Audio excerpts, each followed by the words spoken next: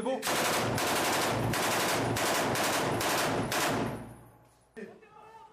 Dis-le avec moi. Oui, c'est chez lui. C'est bloqué, c'est bloqué. Ok, bravo, tu prends la place de Alpha. Allez, davai. Allez.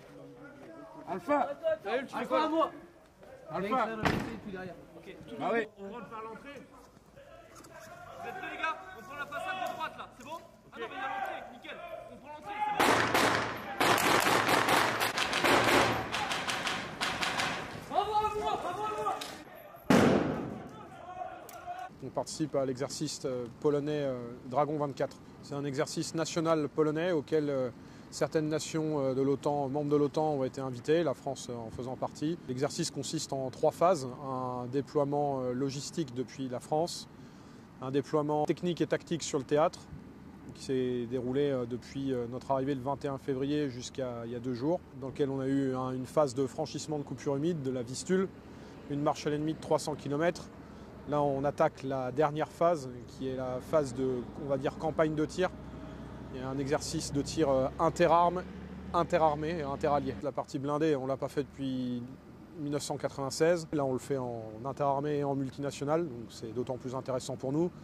Et d'un point de vue plus bas, à l'échelle de mon unité, ça permet de pousser nos engins dans leur retranchement. Faire 300 km d'affilée avec un char de bataille, c'est pas commun.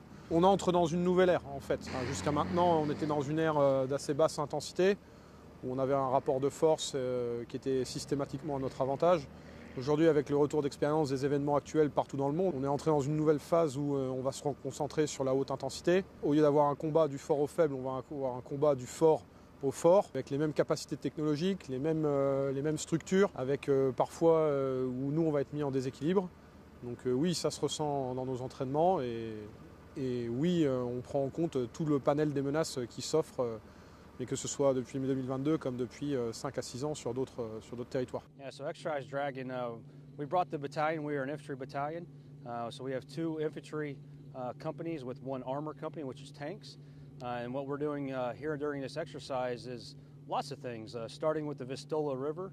We did a river crossing down at that town, and then we came up to here to do live fire training. So while we're here, we're doing a lot of interoperability training, learning how other nations in NATO fight, and then how we can fight together to be better as a organization. So everything we do, we fight as a team. We're never going to fight by ourselves, and having such a strong alliance that we have, and actually seeing all these nations being here is absolutely important for us to see how we can fight, how our equipment talks to each other, and how we work together. But it is absolutely important to fight as an alliance, and it's just been a great experience for everybody. So when training in the U.S., you're only with the other American units, so we understand the equipment. All of our equipment works together very well, but then when we come and train with all these different partners that we have, you have to get creative. How do we talk to each other? How do we communicate? How do we use their equipment? And how do we use our equipment to get the end state that we're looking at is just being a really good force and a really good alliance. The strongest military alliance, even today on the 25th anniversary of Poland joining NATO, being part of that ceremony today shows you how strong the bond is. And it does exactly what we're supposed to do. We're deterring aggression.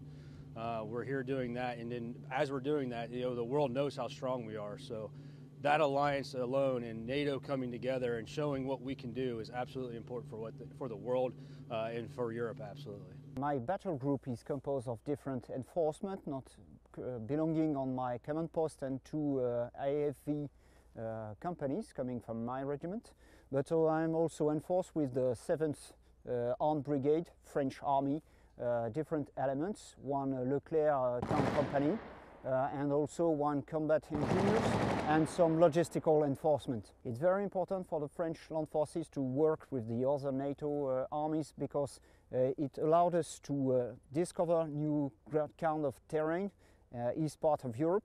The French battle group embedded into Dragon 24 exercise is currently under the orders of the 10th Armed Brigade from Polish Army, in close coordination with a German battalion and a Polish tank battalion. This kind of exercise and the anniversary of NATO is important because it's our common guarantee to maintain peace and safety in Europe, and it's also a good occasion for us to exchange about training, about our procedures, and to have a concrete, I would say, human and ground knowledge from each other. We find good opportunities to learn lessons from our Polish and US and German colleagues, because we discover some elements about the wet gap crossing, for example. We do also wet gap crossing in France, as you can imagine, but such a level of brigade. Since the beginning of the crisis in Ukraine, I think this kind of exercise are a bit more serious from the top to the private, because everyone understands that it's a key element and that we need to be ready to protect our territories and the territories of our allied on the eastern flank. And also the size of exercise has increased from the brigade to division level, and Dragon 24 is part of Steadfast Defender 24. That is the biggest exercise since the 80s in Europe.